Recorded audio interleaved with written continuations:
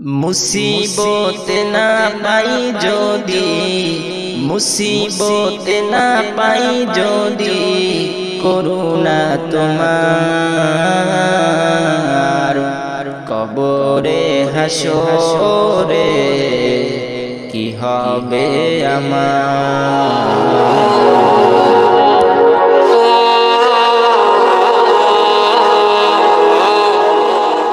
আপনারা জানেন যে গতকাল কক্সবাজার পেকুয়া ঐতিহাসিক ময়দানে ডক্টর মিজানুর রহমান আজহারি সহ দেশ বরেণ্য অসংখ্য উলামায়ে কেরাম বক্তব্য রেখেছেন। সুদীর্ঘ 5 বছর পরে উনি বাংলাদেশে খোলা ময়দানে এভাবে বক্তব্য রাখলেন। তো ওই ময়দানে উনি কি বক্তব্য রেখেছেন আমাদেরও একটু জানা দরকার, যে এত বছর পরে উনি এই জাতিকে কি মেসেজ দিলেন, কি বার্তা দিলেন, আমাদের করণীয় কি, এই মুহূর্তে আমাদের উচিত কি, আমাদেরও জানা দরকার। আমি গতকাল পুরোটা লাইভ সরাসরি দেখেছি উনি কি বলেছেন। প্রায় 11টা পর্যন্ত কথা বলেছেন, 11টার আগেই শেষ করেছেন। উনি 9:19 কি 20-এর দিকে মঞ্চে এসেছেন, যদিও 8টার সময় ওঠার কথা ছিল, কিন্তু প্রচণ্ড জ্যামের কারণে আসতে পারে নাই। আপনারা জানেন যে বিভিন্ন মিডিয়াগুলো লিখেছে প্রায় 20 লক্ষাধিক লোক হয়েছে, এবং যেই জায়গা ওই জায়গায় মানে যে ধরে নাই, ওই এলাকায় যে রাস্তাঘাটগুলো ছিল সব জ্যাম হয়ে গেছে। মূল যে রাস্তাগুলো সেগুলো ব্লক করে দিয়েছে মুসল্লিরা। আশেপাশের যে জায়গাগুলো ব্লক, রাস্তা ছাদ এইটা ওইটা যা আছে সব ভর্তি। বিভিন্ন জায়গায় LED দেওয়া হয়েছে বড় পর্দায়, তারা সেগুলো দেখেছে। এছাড়াও যেই রাস্তা দিয়ে আজহারি আসবে, কেন দেরি হলো, যেই রাস্তা দিয়ে আসবে সেই রাস্তাটাও পুরো ব্লক। উনি দেশে ফেরার পরে হেলিকপ্টার যোগে কক্সবাজার এসে নেমেছেন। তো যেখানে নামছেন সেখানে দেখবেন যে অসংখ্য লোক জড়ো হয়েছিল, এবং সব মিলে আমরা বলতে পারি যে আগামীর বাংলাদেশ কোরআনের বাংলাদেশ, এতে কোনো সন্দেহ নাই। আপনি এদিক ওদিক ঘোরাঘুরি করে করবেন কি, মরা লাগবে না? এই মৃত্যুর কথা চিন্তা করেন না, যে বাম রাম কোরআন সুন্নাহর বিরোধিতা করে, ইসলামের বিরোধিতা করে, এদের পেছনে কতদিন আপনি ছুটবেন? আমার কথা না, দেশ বরেণ্য আলেম ওলামা সহ বড় বড় যারা মুফতি আছে ওনারা বলছেন, যারা কোরআন সুন্নাহর আলো চায় না, ইসলাম দিয়ে কোরআন দিয়ে হাদিস দিয়ে দেশ পরিচালিত হোক, এটা যারা মন থেকে চায় না, এমনিই আগ্রহ আছে কিন্তু ওইটাতে সেভাবে কাজ করতে পারতেছে না, সেইটা এক জিনিস। কিন্তু মন থেকেই যারা চায় না, এরা যদি মারা যায় মুশরিক হয়ে মারা যাবে। কেন? ব্যাখ্যা বিশ্লেষণ করলে তো আপনি নিজেই বুঝে যাবেন যে কেন এমনটি হবে। আর যদি সরাসরি আপনি যদি সাপোর্ট করেন তাহলে তো খবর আছে, এই কথা বলবোই না, এই কথা বললে আরও ঝামেলা বাজবে। সরাসরি সাপোর্ট যদি করেন এটার মারাত্মক, কিন্তু ওই কথা বললে বিভিন্ন দল এইটা ওইটা আসবে, সুতরাং ওইটা বাদ দেই, এমনিই বলি শোনেন। তো ওখানে যারা কথা বলেছেন মিজানুর রহমান আজহারির আগে মুফতি কাজী ইব্রাহিম, আপনারা জানেন বাংলাদেশের উল্লেখযোগ্য একজন আলেম, যিনি বিভিন্ন সময় বিভিন্ন ইস্যু নিয়ে কথা বলেন। এই যে করোনা ভাইরাসের টিকা নিয়ে উনি কথা বলেছিলেন যে এই ভ্যাকসিন যদি কেউ নেয় তাহলে তাদের কি কি সমস্যা হতে পারে, বিভিন্ন তথ্য দিয়েছিলেন। পরবর্তীতে কিন্তু মিলে গেছে। উনি রুহু নিয়ে কথা বলেছেন। আল্লাহ কিন্তু কোরআনে বলেছেন, ইয়াসআলুনাকা আনির রূহ, নবী আপনাকে রুহু সম্পর্কে জিজ্ঞেস করে যে রুহু কি। আপনি বলেন যে রুহু হচ্ছে আল্লাহর আদেশ। ওয়ায়াসআলুনাকা আনির রূহ কুলির রূহু মিন আমরি রব্বি, রুহুটা হচ্ছে আমার আদেশ, আমার আদেশে ভেতরে যায়, আমার আদেশে ভেতর থেকে বের হয়। বিভিন্ন ধর্মে রুহু নিয়ে বিভিন্ন কথা আছে। কোনো ধর্ম বলে যে রুহুটা হচ্ছে এমন জিনিস যেটার কোনো দেহ নাই, যেটার কোনো লয় নাই, ক্ষয় নাই, মানুষের দৃষ্টির আড়ালে থাকে, এবং এই রুহুটার উপরেই মূলত আযাব, গজব অথবা শান্তি এহকালীন পরে হবে। ইসলামেও এ নিয়ে বিভিন্ন ব্যাখ্যা বিশ্লেষণ আছে।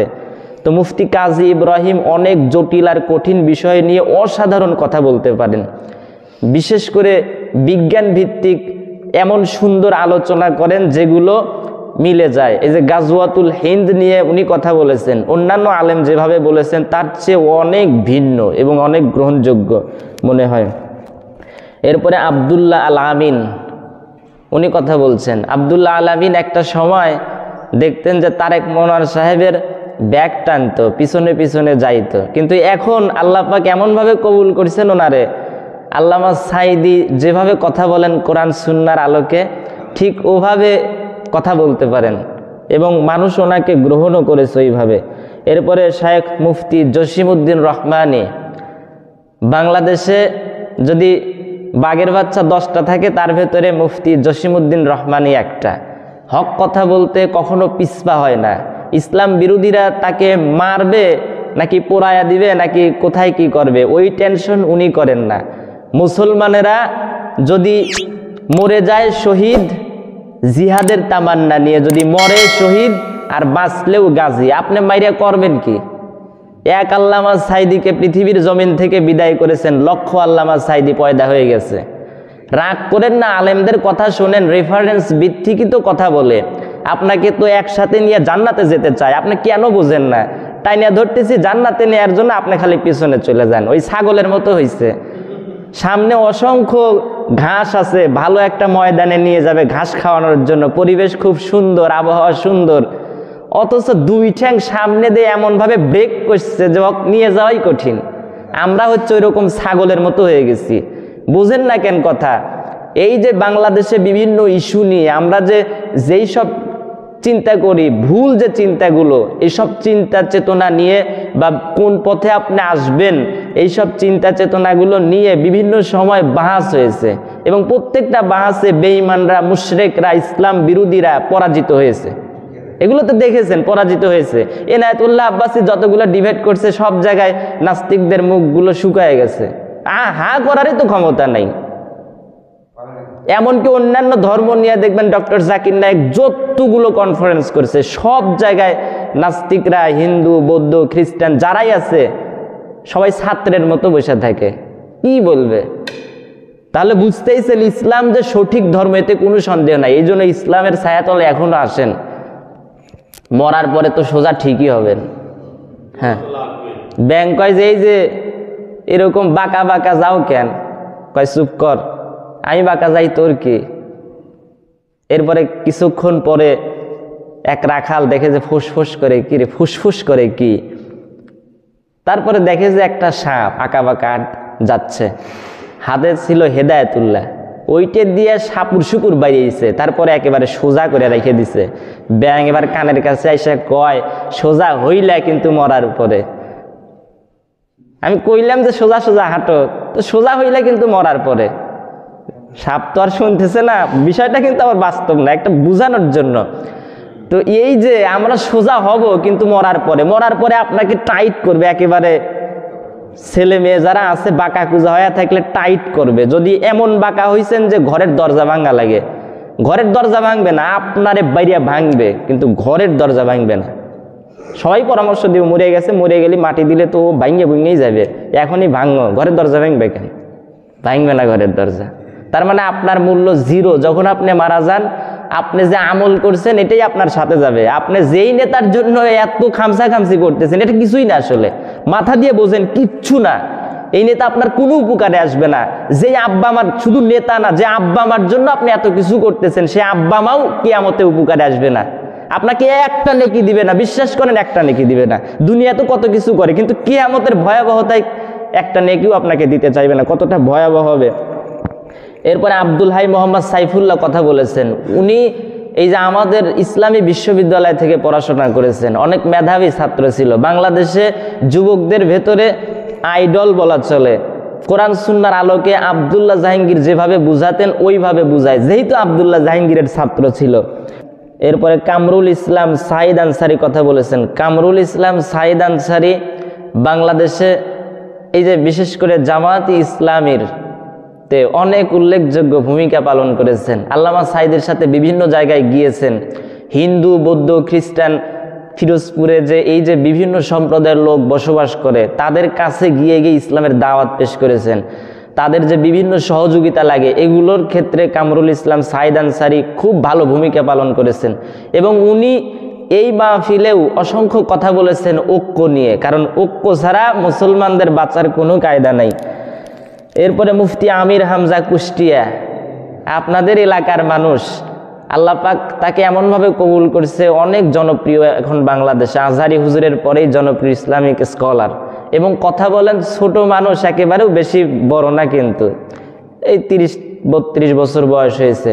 তো এই বয়সে আল্লাহ পাক অনেক মেধা তাকে দিয়েছেন। কোরআন থেকে কোট করে করে কথা বলে, ছোট ছোট বাক্যে কথা বলে কোট করে করে। ইন্না নাহনু নাজ্জালনা যিকরা ওয়া ইন্না লাহু লাহাফিজুন, সূরা হিজর 14 নম্বর পারা 1 নম্বর পৃষ্ঠা 9 নম্বর লাইনের 1 নম্বর রুকু 9 নম্বর আয়াত। এছাড়া সূরা কফ 26 নম্বর পারা 19 নম্বর পৃষ্ঠা 13 নম্বর লাইনের শেষ নম্বর রুকুর 45 নম্বর আয়াত। এভাবে করে দেখবেন কোরআন থেকে কোট করে কোটে কথা বলে এবং প্রতিটা আয়াত অনেক যুক্তিসঙ্গত ব্যাখ্যা প্রদান করেন। এরপরে সাদিকুর রহমান আজহারি, আজহারি হুজুরের সাথেই পড়াশোনা করেছেন একই সাথে। সাদিকুর রহমান আজহারি দেখবেন যে বিশেষ করে কিয়ামতের বিষয়গুলো নিয়ে অত্যন্ত সুন্দর আলোচনা করেন এবং এই আলোচনাগুলোতে মানুষের মন গলাতেও পারেন। আল্লাহ কিয়ামতটা কিভাবে হবে, চন্দ্রগুলো কিভাবে স্থানচ্যুত হয়ে যাবে, পাহাড়গুলো কিভাবে পরিচালিত করা হবে, এছাড়া কিয়ামতের ভয়াবহতা কতটা মারাত্মক হবে, জান্নাতে কি হবে, জাহান্নামে কি হবে, এগুলোর নিয়ে আলোচনা করলে ওনার আলোচনা অনেক সুন্দর হয়, খুব সুন্দর লাগে। এক একজনকে আল্লাহ এক একটা পাওয়ার দিচ্ছেন আর কি, অনেকেই কথা বলেছেন। এবার আমরা প্রধান মুফাসসিরের কাছে চলে যাই। ডক্টর মিজানুর রহমান আজহারি মূলত কি সব বক্তব্য রেখেছেন? ওনার প্রথম বক্তব্য ছিল গণমাধ্যম নিয়ে। বিশেষ করে বাংলাদেশের অনেক গণমাধ্যম আছে যারা মিথ্যা প্রচার করে, যারা অবৈধ বিষয়গুলোকে জনগণের সামনে তুলে ধরে, ওনাদের সামনে হুঁশিয়ারি দিয়েছেন। মিডিয়া ওনাদের দায়িত্ব রয়েছে, অনেক জায়গায় নাচ হয়, গান হয়, ইসলাম বিরোধী কর্মকাণ্ড হয়, সেগুলোকে সুন্দর করে তুলে ধরে যেন ওরাই জান্নাতের অধিবাসী। আর কোরআনের মাহফিল হয়, ইসলামকে ছাপাইতে পারে না, কোরআনকে ছাপাইতে পারে না, কোরআনকে ছড়াইয়া দিতে পারে না, কোরআনের বিরুদ্ধে ছোট ছোট ক্লিপ কেটে কেটে অপপ্রচার করে, অমুক হুজুর এইটা কইছে, ছোট ছোট ক্লিপ কেটে এগুলো করে। আল্লাহর কাছে জবাবদিহি করতে হবে। বিশেষ করে অসংখ্য মিডিয়া আছে যারা ভারতের টাকায় চলে, ভারতের রয়ের টাকায় চলে, এগুলো বন্ধ করে দিতে হবে বাংলাদেশে। এদের জন্য বাংলাদেশে এই যে বিভিন্ন সমস্যার তৈরি হয়, সঠিক কথাগুলো প্রচার করতে পারে না। প্রথম আলোকে নিয়ে এত মায়া কান্না হয়, অনেকের দেখি মায়া কান্না হয়। প্রথম আলোর রিপোর্টগুলো দেখেন, অনেক রিপোর্ট আছে যেগুলো মিথ্যা বানোয়াটে এইটা ওইটা ছড়ায়। এই যে দৈনিক জঘন্য জনকণ্ঠ ইসলামের বিরুদ্ধে চলে, ভারতের টাকায় চলে। বাংলাদেশে যে আওয়ামী লীগ ছিল এদের এত সুনাম করছে, মনে হয় যে এরা সবাই আল্লাহওয়ালা মানুষ, অথচ যত উলামা আলেমরা ছিল, আলেম উলামা যত ছিল তাদের বিরুদ্ধে একটু এদিক সেদিক হলেই সেটাকে হাইলাইট করে ছড়াইয়া দিত, দাঙ্গা হাঙ্গামা বাজানোর চেষ্টা করত। তাহলে এই যে মিডিয়া নিয়ে উনি কথা বলছেন, যেটা খুবই গুরুত্বপূর্ণ। এছাড়া ভারতের কিছু মিডিয়া আছে যারা কিছু মিসগাইড করে আর কিছু আছে ডিসগাইড করে, মানে মিস ইনফরমেশন দেয় কেউ আছে আর কেউ আছে ডিসইনফরমেশন দেয়। এখন মিস ইনফরমেশন মানে ভুলে তথ্য দেয়া, ওইটা মাফযোগ্য, ভুল করে তারা করে ফেলছে। কিন্তু ডিসইনফরমেশন মানে উনি বুঝালেন, ডিসইনফরমেশন মানে হচ্ছে যেইটা ভুলে দেয় নাই, ইচ্ছা করে দিছে। ডিসইনফরমেশন আর মিস ইনফরমেশনের পার্থক্য আছে। মিস ইনফরমেশন না জেনে ভুল বুঝে একটা মিথ্যা বা ভুল তথ্য ছড়িয়ে দেয়া, এটার ক্ষমা আছে, এটার কি আছে। আর ডিসইনফরমেশন মানে ইচ্ছা করে, প্ল্যান করে, ম্যাপ করে, ছক এঁকে মিথ্যা, গুজব, রটনা সোশ্যাল মিডিয়ায় ছড়ানো, এটার ক্ষমা আছে। বুঝেন, ইচ্ছা করে দিছে। যেমন আর বাংলা, এইটার যে সাংবাদিক হকারের মতো একবার ওই প্রান্তে দৌড় দেয়, একবার ওই প্রান্তে দৌড় দেয়। যারা দেখছেন তারা বুঝবেন। এবং বাংলাদেশে যা কিছু ঘটে নাই সেই সব মিথ্যা কিছু প্রচার করে। বাংলাদেশের বলছে যে হিন্দুদের নাকি মেরে সাফ করে দেয়া হচ্ছে, হিন্দুদের উপর অত্যাচার করা হচ্ছে, মা বোনদের ধর্ষণ করা হচ্ছে, মা বোনদের বাড়িঘর আগুন দিয়ে পুড়িয়ে দেয়া হচ্ছে। কয়টা মানুষ হিন্দুদের করা হয়েছে? যেগুলো হয়েছে সেগুলো ওরাই আগুন দিছে। বিশেষ করে ইসকনের কিছু আছে বাটবার, এগুলো উল্টাপাল্টা কাজ করে মুসলমানদের উপর চাপায়া দিছে। এখন দেখেন, ভারত কিন্তু আমাদের বন্ধু, এমন না যে তাদের সাথে মারামারি করা লাগবে আমাদের। তারা আমাদের বন্ধু, প্রতিবেশী, ভালো। দূরে যদি কেউ থাকে তাহলে তাদেরকে বিচ্ছিন্ন করে দেওয়া যায়, কিন্তু পাশে যারা থাকে বিচ্ছিন্ন করবেন কিভাবে? তাদের ক্যানেল আমাদের ক্যানেল এক, তাদের নদীগুলোর সাথে আমাদের নদীর যোগাযোগ থাকে, তাদের রাস্তাগুলোর সাথে আমাদের রাস্তার যোগাযোগ আছে, তাদের যে বর্ডার এরিয়া, সেই বর্ডার এরিয়ায় বিভিন্ন জায়গায় রাস্তা আছে, দরজা আছে, এক জায়গায় থেকে আরেক জায়গায় যাওয়ার প্রয়োজন হয়। আমাদের দেশে কোনো অনেক কিছুই আছে ওই দেশ নিয়ে যায়, আবার ওই দেশের অনেক কিছুই আছে যেগুলো আমাদের প্রয়োজন হয়। তো সেই হিসেবে কিন্তু বন্ধু বন্ধু, কোনো সমস্যা নাই। কিন্তু আমাদের যদি প্রভু হতে চায়, আমাদের উপরে যদি দাদাগিরি করতে চায়, তাহলে কখনোই মেনে নেওয়া যাবে না, এটাকে সাপোর্টই করা যাবে না। ওরা এই দেশ দখল করবে, এত সোজা বাংলাদেশের 18 কোটি মুসলমান কোনো দিন মেনে নেবে না। এইটা মনে করেন যে এত সহজ না। ওরা যেই পায় তারা শুরু করছে এই দেশ দখল করার চিন্তা ভাবনা করে, এত সহজ নাকি? প্রতিবেশী দেশকে বলবো, আপনারা নিজের চরকায় তেল দেন, আপনারাও শান্তিতে থাকেন, আমাদেরকেও শান্তিতে থাকতে দেন। প্রতিবেশী যদি বন্ধু না হয়ে প্রভু হতে চায়, এরকম দানব প্রতিবেশী কেউ চায় না। বন্ধুত্ব ওয়েলকাম, দাদাগিরি নয়, লাউড এন্ড ক্লিয়ার। ভারত যদি বন্ধুত্ব দেখায়, বন্ধুত্ব পাবে। কিন্তু ভারত যদি বাংলাদেশে আধিপত্যবাদ বিস্তার করতে চায়, বাংলাদেশের 18 কোটি জনগণ সেটা রুখে দেবে। ভারত যদি গৌর গোবিন্দের ভূমিকায় নামতে চায়, দেশের 18 কোটি মুসলমান শাহজালালের ভূমিকায় নামবে।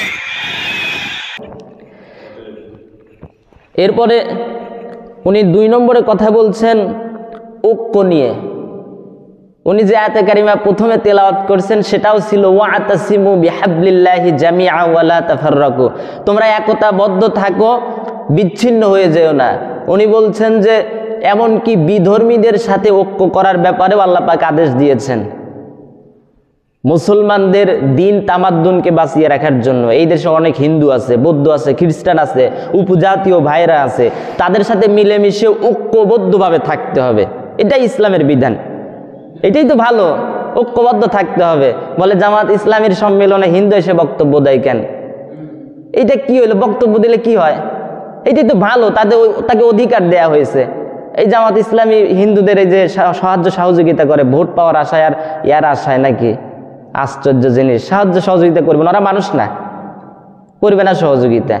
ওদেরও তো সেক্টর থাকা উচিত, প্রত্যেকটা দলেরই সিস্টেম করা উচিত। হিন্দুদেরও একটা সেক্টর থাকা উচিত, যেখানে তাদের নেতাও থাকা উচিত, তাদের মতো করে তারা বন্টন করবে, তাদের মতো করে তাদেরকে বুঝাবে, এরকম সিস্টেম থাকা উচিত। এইটা নিয়ে দেখি মিডিয়ায় তোলবার উঠছে, এই জামাত ইসলামের এইটা করছে ওইটা করছে, কি যে অবস্থা, এগুলো বোঝেন না, তাই কি অদ্ভুত অবস্থা। যাও, তাহলে ঐক্য করতে হবে, ঐক্যবদ্ধ থাকতে হবে।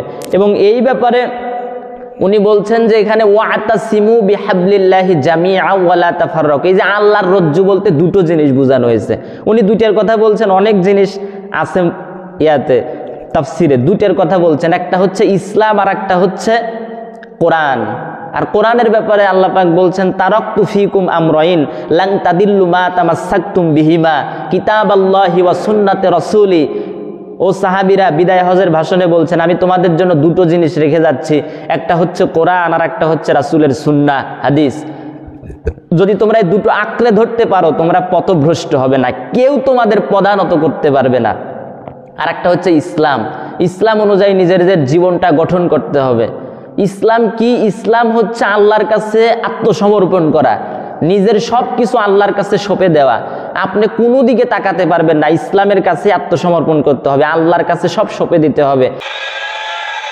আজকের এই পেকুয়ার ঐতিহাসিক তাফসীরুল কোরআনের প্রোগ্রাম থেকে আমি সম্মানিত আমার মাথার তাজ ওলামাদেরকে জাতীয় ঐক্যের আহ্বান জানাই। পেকুয়ার এই ঐতিহাসিক তাফসীরুল কোরআনের প্রোগ্রাম থেকে আমি আমার সম্মানিত রাজনৈতিক ব্যক্তিবর্গদেরকে জাতীয় ঐক্যের আহ্বান জানাই। অনেক হয়েছে আর না, আধিপত্যবাদকে রুখে দিতে হলে, বাংলাদেশের বিরুদ্ধে যে কোনো ধরনের ষড়যন্ত্রকে রুখে দিতে হলে জাতীয় ঐক্যের কোনো বিকল্প নাই। চিল্লায়ে বলো ঠিক কি না? ইব্রাহিম আলাইহিস সালামকে আল্লাহ পাক বলছেন ও ইব্রাহিম আত্মসমর্পণ করো। ইয ক্বালা লাহু রাব্বুহু আসলিম ক্বালা আসলামতু লিরাব্বিল আলামিন। আত্মসমর্পণ করো, আমার কাছে মাথা নত করো। ইব্রাহিম কোনো কথা বলে নাই, বলছেন যে আল্লাহ আমি বিশ্বজাহানের প্রতিপালকের সামনে আমার মাথাকে নত করে দিলাম। বলছেন যে ছেলে জবেহ করো, কিছু মনে করে নাই, সাথে সাথেই ছেলেকে নিয়ে গেছে না একেবারে মরুভূমি অঞ্চলে, মিনার বাজারে নিয়ে যায় একেবারে জবেহ। কোরআনের কথা তো, সন্তান আদি কিছুই হয় না, আল্লাহর কাছে সন্তান চাইলেন, আল্লাহ একটা নেককার সন্তান দিলেন। ফালাম্মা বালাগা মাআহু সা'য়া ক্বালা ইয়া বুনাইয়া ইন্নী আরা ফিল মানাম আন্নী আযবাহুক ফানজুর মাযা তারা। একদিন ইব্রাহিম বলতেছে, বাবারে ইসমাইল, আমি স্বপ্নে দেখলাম তোমারে জবেহ করতেছি, তোমার রায় কি বলো। উনিও কিন্তু বিদ্রোহ করে নাই, বলে নাই আব্বা খাওয়ার দেও নাই, পড়ার দেও নাই, কিছু দেও নাই, জঙ্গলের ভেতরে আমারে আমার মারে রাইখে চলে গেছাও, এখন আবার কোন অধিকারে জবেহ করতে আসছাও, এইসব কোনো কথাই বলে নাই। উনি বলছেন ক্বালা আবাতি ফাআল মা তু'মার সাতাজিদুনি ইনশাআল্লাহু মিনাস সাবিরিন। আব্বা আপনি যা আদিষ্ট হয়েছেন সেটা পালন করেন, আমাকে আপনি ধৈর্যশীলদের অন্তর্ভুক্ত পাবেন। কিরকম সন্তান, কিরকম বাবা, তারা ইসলামকে কিভাবে বুঝেছে আর আমরা কিভাবে বুঝেছি। তাহলে এই যে আত্মসমর্পণ করতে হবে, জীবনের সমস্ত কিছু দিয়ে কোরআনের পথে, ইসলামের পথে থাকতে হবে। আর এইটা ছাড়া কোনো বুদ্ধি নাই। আল্লাহ বলছেন ইন্নাদ-দীনা ইনদাল্লাহিল ইসলাম, Islam is the complete code of life. ইসলাম হচ্ছে পরিপূর্ণ জীবন ব্যবস্থা। ওয়ামাই ইয়াবতাগি গায়রাল ইসলামি দীনান ফালা ইউকবালা মিনহু ওয়া হুয়া ফিল আখিরাতি মিনাল খাসিরিন। ইসলাম ছাড়া যদি অন্য কিছু তালাশ করো, অন্য জায়গায় শান্তি পাবো, অমুকটা করলে শান্তি পাবো, তমুকটা করলে শান্তি পাবো, গ্রহণযোগ্য হবে না। আল্লাহ শেষে বলছেন কিয়ামতের দিন ক্ষতিগ্রস্তদের অন্তর্ভুক্ত হয়ে যাবে। যাই হোক, ঐক্যবদ্ধ থাকতে হবে খিলাফা কায়েমের জন্য। আমি অনেক আগে বলছি যে খিলাফাতটা কি, খিলাফা is the Islamic government system and global leadership for all the Muslim in the world. খিলাফা হচ্ছে গোটা পৃথিবীর মুসলমানদের জন্য একটা ইসলামী শাসন ব্যবস্থা, আর এটার জন্য ঐক্যবদ্ধের কোনো বিকল্প নাই। এর আগে সাদিকুর রহমান আজহারি কথা বলেছেন যে ঐক্যবদ্ধ যদি না হয় তাহলে কি হবে, মুসলমানদের পিঠে ছালা বাঁধতে হবে। এমন সময় সামনে আসবে, ঐক্যবদ্ধ যদি না হয় গাছে গাছে উঠে দৌড়ানো লাগবে। যদি ঐক্যবদ্ধ না হয় তাহলে এমনভাবে দৌড়ানো লাগবে যে পরনে কাপড় পর্যন্ত থাকবে না, এমন পরিস্থিতি তৈরি হবে, পিঠের চামড়া একটাও থুবে না, গাছে গাছে, উনি বলছেন গাছে ঝুলায়া পিটবে যদি ঐক্যবদ্ধ না হয়। আর ঐক্যবদ্ধ যদি হয়ে যায়, আজকে যদি ঐক্যের ডাক দেয়, সবাই যদি একতাবদ্ধ হয়, বাংলাদেশে ইসলাম কায়েম হতে এত সময় লাগে। সবাই যদি ঐক্যবদ্ধ হয়ে যায় আর এই ঘোষণা যদি আসে, বাতিলদের ওরা কাটতে কাটতেই তো কত হার্ট অ্যাটাক করবে। এই সমস্ত বাহাসের দিন শেষ, ঐক্যবদ্ধ হওয়ার বাংলাদেশ। প্রিয় ভাইরা, হালাকু খান সে দারুল হিকমা লাইব্রেরি জ্বালিয়ে পুড়িয়ে এই সব দামি দামি বইগুলো, আমাদের দামি দামি ঐতিহাসিক তুরাসি ক্লাসিক বইগুলোকে দজলা নদীতে ফেলেছে। পুরা দজলা নদী কালো হয়ে গিয়েছে। 10 লক্ষ মুসলমানকে গণহত্যা চালিয়ে এই রক্তের বন্যা যখন দজলা নদীর পানিতে মিশে গিয়েছে, দজলা নদীর পানি লাল হয়ে গিয়েছে। যেই দিন বাগদাদে গণহত্যা চলে, ওই দিনও বাগদাদে বাহাস চলতেছিল। কিসের বাহাস জানেন? মেসওয়াক, ডান মারি থেকে করা সুন্নাহ, এটা আমরা জানি। এখন কি উপরের মারি না নিচের মারি, বাহাসের বিষয়। এই বাহাস করবেন আপনারা। বিশ্ব যখন এগিয়ে চলেছে, আমরা তখন বসে বিবি তালাকের ফতোয়া খুঁজেছি কোরআন হাদিস চষে। এইটাই হবে। ঐক্যের যে কত বড় মারাত্মক বিষয়, এটা রাসূল সাল্লাল্লাহু আলাইহি সাল্লামের সময়ে ঐক্যের গুরুত্ব প্রচুর পরিমাণে দিতেন। মদিনায় যাওয়ার পরে ওই কাইনুকা গোত্র সহ অন্যান্য গোত্র ছিল আশেপাশে, তারা তো অন্য ধর্মের লোক, নবীজি তাদের সাথে ঐক্য করছেন ইসলামের স্বার্থে, কোরআনের স্বার্থে, আল্লাহর দিন তামাদ্দুনকে বাঁচিয়ে রাখার জন্য। কেন ঐক্য করছেন বলেন? সবাই যদি ঐক্যবদ্ধ থাকে, অন্য দেশ আক্রমণ করতে পারবে না মদিনাকে। নিজেরা যদি বিচ্ছিন্নতায় লিপ্ত হই, আমরা যদি মতানৈক্য করি, তাহলে আমাদের শক্তি কমে যাবে, ঠিক কিনা?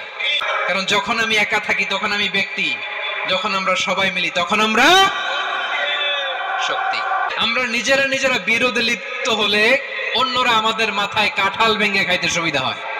তবে উহুদের যুদ্ধে তাও বিপর্যয় সৃষ্টি করে দিয়েছিল। উহুদের যুদ্ধে, বদরের যুদ্ধে তো বিজয় অর্জন করছিল। বদরের যুদ্ধে মুশরিকরা ছিল, কাফেররা ছিল 1000, আর মুসলমান ছিল মাত্র 313 জন।